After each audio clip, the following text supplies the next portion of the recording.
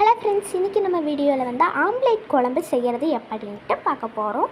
Okay, அதுக்கு தேவையான அளவுக்கு எண்ணெய், அதோட ஆயில் கொஞ்சமாக போட்டுக்கலாம். உங்களுக்கு தேவையான அளவுக்கு அது கூட கடுகு வெந்தயம் போட்டுக்கலாம். அது நல்லா பொரிஞ்சு வர முடியும் வெயிட் பண்ணணும். அது நல்லா பொரிஞ்சு வந்ததுக்கப்புறம், கடுகெல்லாம் பொரிஞ்சு வந்ததுக்கப்புறம் வெங்காயம், சின்ன வெங்காயம் சேர்த்துக்கோங்க. சின்ன வெங்காயம் வந்து உங்களுக்கு தேவையான அளவுக்கு போட்டுக்கோங்க.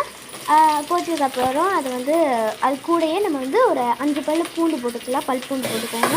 போட்டுட்டு அதை வந்து கண்ணாடி பதம் வர முடியும் நம்ம நல்லா வதக்கிக்கணும். அதை சிம்மில் வச்சு நம்ம வதக்கலாம். அது கூட வந்து தேங்காய் விழுது அரைக்க போயிடலாம்.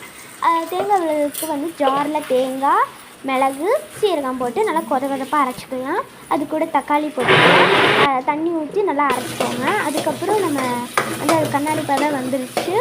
ஓகே, இந்த கண்ணாடி பதம் வந்ததுக்கப்புறம் இது கூட வந்து நம்ம வந்து மஞ்சத்தூள் உங்களுக்கு தேவையான அளவுக்கு, அதுக்கப்புறம் உங்களுக்கு தேவையான அளவுக்கு சாம்பார் தூளும் போட்டுக்கோங்க. அதுக்கப்புறம் எங்கள்கிட்ட வந்து மல்லித்தூள் இல்லை, அதனாட்டிக்கு மல்லியை வந்து நாங்கள் அரைச்சிக்கிட்டோம். அந்த விழுது கூட சேர்த்து அரைச்சிக்கிட்டோம். உங்கள்கிட்ட இருந்துச்சுன்னா 2 ஸ்பூன் போட்டுக்கோங்க, இல்லை உங்களுக்கு தேவையான அளவு போட்டுக்கோங்க. அதுக்கப்புறம் உங்களுக்கு தேவையான அளவுக்கு மிளகாத்தூள் போட்டுக்கோங்க. அதுக்கப்புறம் நம்ம அரைச்சி வச்ச அந்த தேங்காய் விழுது இருக்குல்ல, அதை போட்டுக்கோங்க. அந்த இதுக்குள்ளே போட்டுட்டு ஒரு கொஞ்ச நேரம், ஒரு 5 மினிட்ஸ் மட்டும் கிண்டிக்கோங்க. அதுக்கப்புறம் அது கூட கொஞ்சமாக தண்ணி ஊற்றிக்கோங்க. தேவையான அளவு தண்ணி ஊற்றிக்கோங்க. உங்களுக்கு தேவையான அளவு தண்ணி ஊற்றிக்கோங்க. அதுக்கப்புறம் வந்து